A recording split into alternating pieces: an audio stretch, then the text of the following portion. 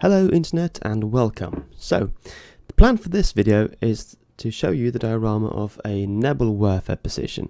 It could be any form of artillery, but I've got a Nebelwerfer, which is a German World War II rocket-propelled weapon, which was primarily used to deploy smoke, but we'll circle back to that later on.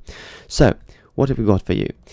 Well, for most of my dioramas I start out with a plan, but for this one I actually managed to follow through on it, mostly at least.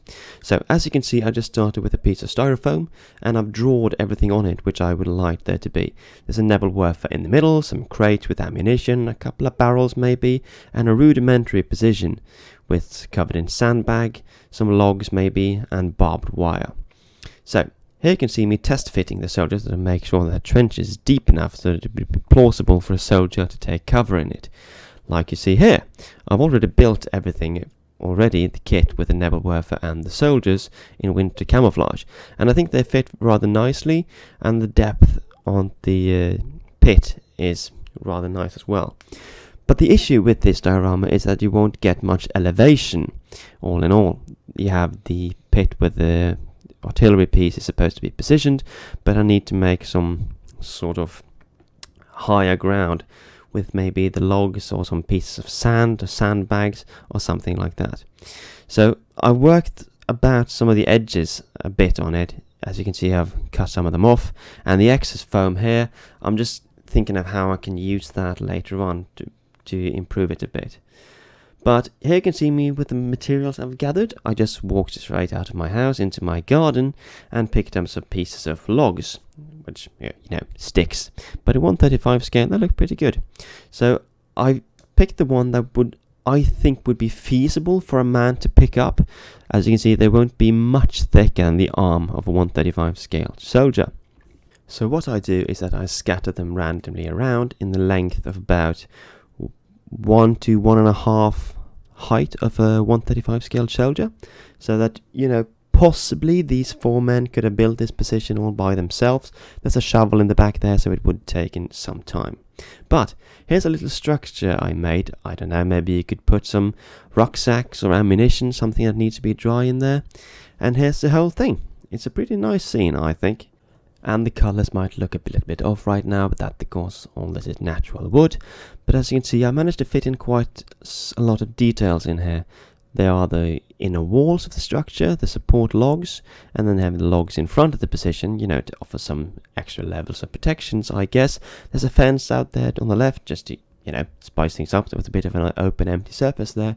And I managed to get at least some pieces of raised elevation in the back there. Maybe there's been some excess sand or something when they dug this position. I don't know. So for the next step, this is something I've learned painfully a couple of times, but it's quite important that you rough up the surface of the styrofoam. When you cut it with the X-Acto knife, it leaves a very smooth surface, so I'm just using a regular file just to, make it a bit rougher so that the plaster I'm about to stick on it sticks a bit better. So you might risk that when this thing dries out, it just cracks and it falls off. But hopefully that won't happen when I use the file this way that I do. So, there's your plaster. It's not very fine job, I know, but it's supposed to be snow, and it's supposed to be covered by snow powder later on. So, it's more of an organic shape to it. I think that's the proper word. But I also decided to add some planks of wood in it, because this thing might be covered in water sometimes and might get muddy. But what I did was get some very, very thin planks of balsa wood. I just shaped them accordingly to the diorama here. There was a little bit of an indentation and a bit lower in the front there, so I just had to shape the plank a little bit. And when the entire diorama was still wet, or moist at least, I just sank the plank into the plaster and then it stuck rather nicely. So there you go. It's another round of test fittings. Then we're moving on to painting. I used some different kinds of paint here. I used this matte 26 brown, which I heavily diluted in white spirits, and I just went on with it. This is some excess paint that I have sitting around for years and years. Still don't have an airbrush, so this is the finest results that I'm going to achieve, I'm afraid. But yeah, not too shabby. We're going to apply some other colors as well with some darker shades where you can have some puddles or some different types of earth. And again, I use some of my old paints which I don't usually use anymore, and I just apply some darker shades to where there are some small holes and indentations in the diorama, and I first apply the paint and then I use the white spirits just to dilute it a bit so that you have a more smooth transition from the lighter to the darker grey paints. That was a mouthful for some reason. But yeah, here you can see me applying the white spirits, and I just smooth the transition from the different colour schemes. So as the paint is drying up, we're moving on to the next step, which is vegetation and further detailing. So I have these grass tufts that I bought years ago, and the glue on them isn't really working anymore, so I have to put on some PVA or wood glue to make them stick a bit further. And yeah, that was partially successful because I put on a bit too much glue on these, but then again I managed to hide it reasonably well in the snow powder. But yeah, just scatter them around randomly a bit everywhere, and there you go. This is just the first step, so they might look a bit out of place right now, but as soon as we move on to the next and further steps, they will be better. And yeah, as you can see just there when I move the camera, I'm also using some piece of paintbrush that I cut off and dip in some holes, so you have some other pieces of vegetation as well. And yeah, also roots. These are brilliant. What's the thing that looks most like natural roots? Well, in my experience, it is natural roots. So what I do is just create a tiny hole, I stick one in there, and then you have job done. I just use these pliers, and well, I do put them in a piece of glue usually, but just for demonstration to show you how I usually do these things. And these could be dead bushes, or roots generally, and they look dead, and that's perfect because I look what I'm after. It's supposed to be in the middle of winter, this, so there wouldn't be any living plants anyway, so there's going to be very little greenery in this. But as you can see here, everything looks, well, I'm very pleased about this. It could be that they've been dug in some sand diorama as well. This, I could have used it in a sand or desert maybe, I don't know, or some Russian steppes or something. Well, at this stage I am very, very happy with this and all the painting, and here you can see really how the contrast of the different tones of paints I've used. You can see there, especially on the right and the middle, the difference between the the light brown and the darker browns, and also the wooden planks. I'm very, very happy with this, and at this stage I was very, very pleased. I do also use some more detailing here. As you can see, I'm putting on very diluted PVA glue, and I scatter on some dead vegetation, some leaves and some things, just to make it a bit more lively. Don't know how much this is going to show under the snow, but hey, it's better to do it now than later. So another little detail that I like to add is puddles of water, or in this case maybe it's ice. And I got this water product from Hella, I believe they're called, and I just fill it in a little bottle cap like this so I have more control of it, and then I just fill up these small puddles with water. I just use this toothpick like this, and then I drip or pour them into the, well, I want to see the lower parts of the diorama, or just randomly along some edges. You can see there I made some footprints on the right side, fill them up in there, and yeah, it's just to add a bit more detail and a bit more depth to the diorama as a whole. Next on the to-do list is to add the snow powder, which I accidentally brought with me on a plane once, and in my hand luggage, which caused some questions. Can't imagine why. But anyway, I have this powder which I'm going to add some wood glue into, and here I thought I was applying in quite liberal amounts, but it turned out very quickly that was inaccurate, because this powder just absorbed the glue almost completely, and I think that maybe a 50-50 mix of wood glue and this powder might be appropriate. What I found was that this sort of half-dry concrete-looking substance was sort of the best results that I could achieve. this was sort of the ideal mix, and it sticks to the stick rather well, and it's also stuck to the diorama pretty well. So pretty pleased with this thing. And what I did is pretty simple. I just used the stick and paintbrush, to apply it quite liberally to the diorama, and here you can see the other details, some of the ice or puddles with the dead leaves and things, and I just scattered it randomly around in quite thick layers, initially because I wanted it to look like there's been a lot of snow on the diorama.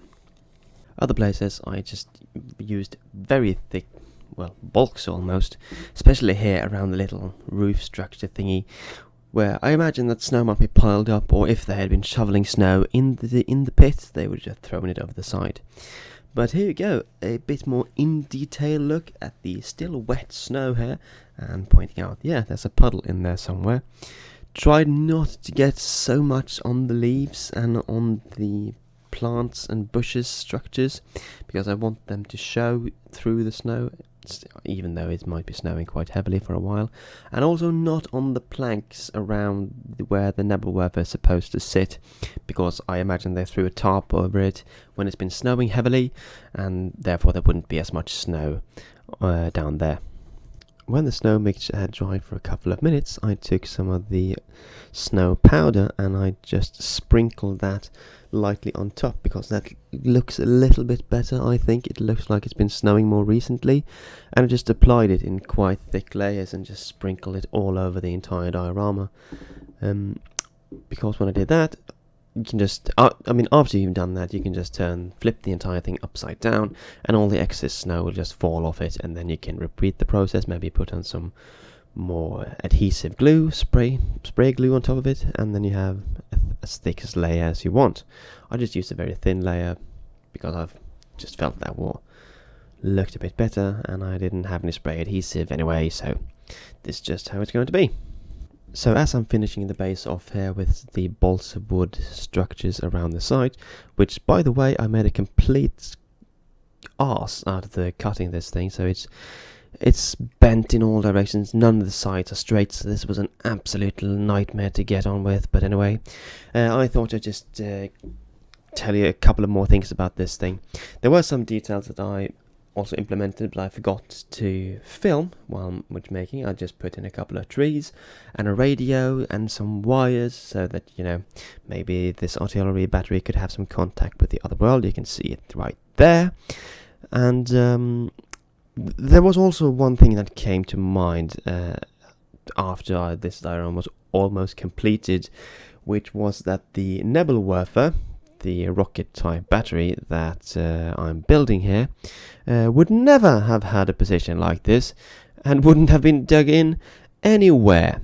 Why is that? Well, because the Nebelwerfer had a enormous backblast, absolutely terrifying backblast, so you wouldn't be standing anywhere near this rocket battery when it went off, which means if you had dug it in and then fired it, you would have just melted if you were standing anywhere next to it, and you wouldn't have stored any ammunition or crates, and especially not cans of petrol near it anywhere, which sort of defeats the entire point of this diorama, and which means that this thing is completely unrealistic. But that it was too late at this point, because the diorama was finished when I did my research on this thing, so it will just have to be as it is.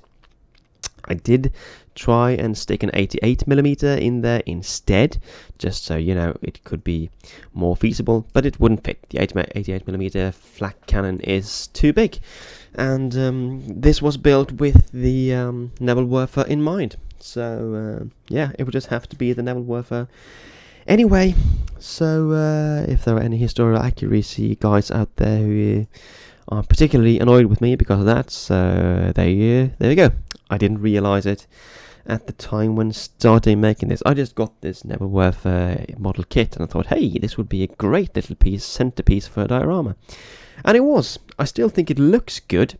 It's just terribly unrealistic. But anyway, there you go. That's the base, and you can also see it in the video how cracked and crooked this thing is, but it looks nice anyway. I think I managed to salvage it at least at some point. At least when you cover it in the dark paint and you fill in all the holes where the pins went, you know, it's fine. It's fine. I think it's more or less a pretty good job all in all, you know. Speaking of all the things that went wrong already. So just real quickly, I thought I'd take you through the centerpiece of the diorama and the equipment that I put on it. So here is the Nebelwerfer itself. It's very simply painted, just some desert camouflage. I found many of them were painted in this sort of color scheme. No camouflage on it, just some remains of residue from the firing, a lot of smoke and stuff like that. Covered the entire thing in a black wash and then added some grime in the form of snow, which I also did on some of the equipment that was spread around, like this crate for instance. And also there were the 4 soldiers, which I'm going to try and get into frame. And here they are, very simply painted. There's a lot of gear on them. I just like them. They look like they're carrying everything. They probably wouldn't do this in a combat situation, but anything. And this one has a scarf or something pulled up on his face. It was a pretty bad figure, but I liked how I covered it. And also, I couldn't find the rockets they're supposed to hold. By the way, the officer lost the barrel of his MP40. I'll have to see if I can do something about that. But yes, the rockets, these two, the first one and this one, are supposed to hold some rockets. But I can't find them. I've searched everywhere around my office and the hobby room, but they just gone. No idea where they are. The carpet monster must have ate them already. And yeah, they're quite straightforward figures, just white camouflage and then a light black wash on top of that. I'm not a very good figure painter, but well, there you go. But yeah, that's the build complete, and well, I'm pretty happy with this. All in all, not terribly happy about the snow. I do think it looked, I think I had a bit higher expectations for it. It doesn't look terribly realistic, but it's just fine. From a distance, it looked very believable. So yeah, I'll just have to say it's sufficient. That's, I think, but there is some room for improvement, no doubt. But all in all, I think it works well. Sadly, the Nebelwerfer wouldn't be put in a position like this, but I don't mind. The build came together pretty nicely anyway, and I'm happy with the painting and the other details that I managed to squeeze in. So, thank you very much for watching this video. If you followed it through all the way to the end, please leave a like if you did. Type some suggestion for another video in the comments if you want to do that. If you want to see me try anything, I do have another one in the running up, another snow winter diorama, so we'll see how that goes. But again, thank you for watching. Like the video, consider subscribing, and I'll catch you later.